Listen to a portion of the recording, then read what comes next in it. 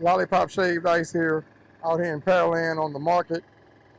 I just wanted to talk about power right quick. We're using the Duramax 11,000 watt inverter. And right now,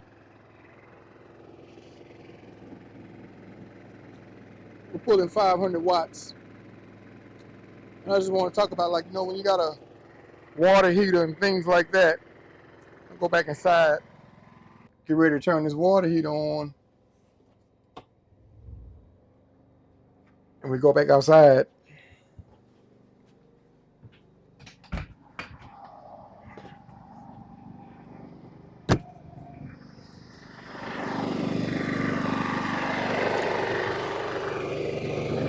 Booyah.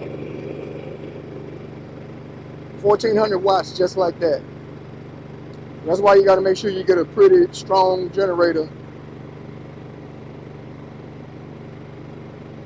Got to have something strong to run this thing. Anyway, holla at y'all. Happy shaving, baby.